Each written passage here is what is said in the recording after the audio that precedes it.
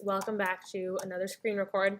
Today we're going to go through how to make a spreadsheet for a specific loan and a specific interest you get.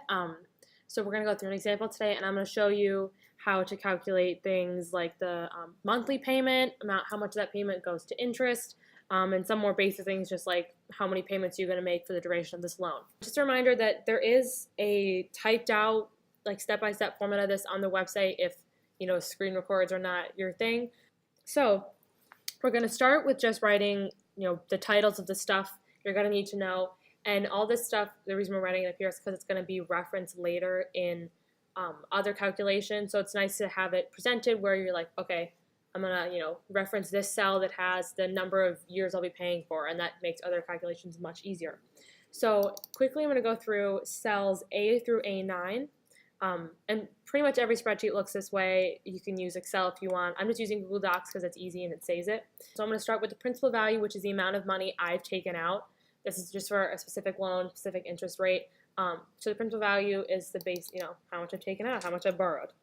And then the number of years, that is usually advertised with the loan. And that is stuff like, a 3-year loan or a 20-year loan, stuff like that. And then we have number of payments per year. That's going to require some more calculation, but I'll show you how to do that in 1 second. Just going to go through again, saying all the information we need to know. The number of payments. Number of payments, which is different than the number of years or number of payments per year. The interest per year. And that's usually what the interest is advertised in, like, 5% annual interest, stuff like that. So what we'll need for most of these calculations is the interest per payment term. And that's how much interest you're going to pay. Like if it's a monthly loan, you have to pay back small increments monthly. The interest per payment term is the interest that accrues over that 1 month, not over the year. So we'll show you how to calculate that in a second. The payment per term. Again, that's how much not you're going to pay over a whole year, but how much you're going to pay, monthly. Which most loans are based on monthly payments. And the future value, which for most loans where you've borrowed money is going to be 0 because you want to owe $0 by the time the loan is over, right? So we're going to go back to principal value. We're going to say that I have taken out a loan of $20,000. You don't need any comments or anything, just straight up type it. Number of years, we'll say it's a 10-year loan.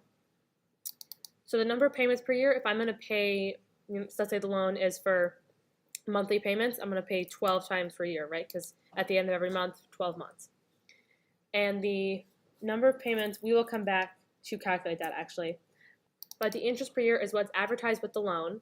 So that's going to be 5%. But remember, when I type this in, it's not going to be, 5.0%. That's not going to work in our calculations here. It actually has to be the decimal that, the percent comes from. So I'm just going to divide 5 by 100.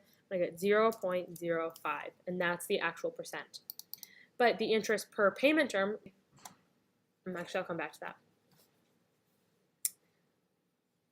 Payment per term we'll calculate, and future value, like I said, we want it to be 0. I don't want to owe any money by the time this is over. So now, number of payments. So the number of payments is the amount of payments I'm going to make towards the loan for the entire duration of the loan. Right? You can calculate it or you can type it in, but if it's going to be easier if I reference these two cells, because it's actually going to, if I want to change one of them, everything will quickly change. I don't have to do any new calculations or stuff like that. So I'm going to type in the equal sign. The equal sign is something really important to spreadsheets. You can probably watch a simple spreadsheet video, but this is what's going to give me all the cool equation stuff, such as adding, multiplying, dividing, and a lot of other more complex stuff that we'll get into later. But the equal sign unlocks a lot of interesting stuff that you can do with a spreadsheet.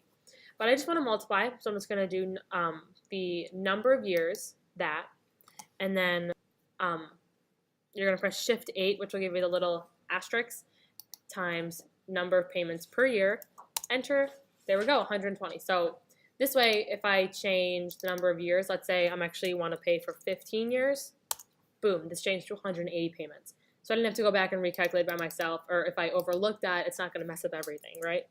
All right, and now I want to figure out the interest per payment term. So the payment term is 12, well, the payment term is a month, right? And if the interest is determined per year, it's an annual interest, then I want to find out how much interest I'm going to pay per month. So I'm going to take the annual interest and divide it by 12, right? Because I'm dividing this annual interest by 12 to get a monthly interest, which is the payment per term. So again, we're going to do our equal sign, and I'm going to do 0.05, the annual interest, divide it, which is just a slash, by the payments per year. Click enter, boom, and that's my interest rate per payment term per month. And then the payment per term is the more complex one, requires more calculations, but the handy dandy little equal sign gives us a lot of options. So I'm going to type in equals and then PMT, which stands for payment. And as you can see, the spreadsheet has already come up with a template for it. It's a periodic payment for an annuity investment. Remember, annuities in our dictionary if you want to go back and check that. So the payment, and now, it's still, okay, I don't know what to type in. Just click the little question mark there, and it tells you everything you'll need. So the rate is going to be the interest rate per term, not per year. Remember, so we're going to do interest rate per term, and then we're going to separate these by a comma like it's separated in here, right?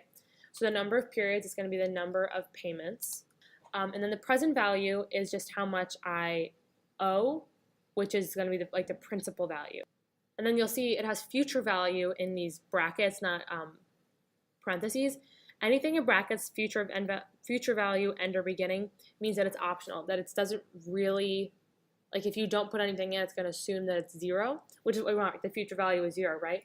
And end or beginning refers to the whether you pay at the beginning or end of a payment term, and that gets into some more complex stuff that we're not going to talk about today. So really, we can just ignore it after this and just do end parenthesis and an enter. And there you go. There's my payment per term. So I'm paying $212.13 per payment term, which is per month. Now, you're wondering, why is that negative? It shouldn't be negative. But it just is that way because it's telling you that you need to give away $212. Like, you're not earning, you're not getting any money back. This is what you're giving away. So you're gaining negative money, i.e. you're losing it. So that was just a quick run through of the important stuff, the first stuff we're talking about here today. That's going to be the cells that we reference for most of our other calculations. But yeah.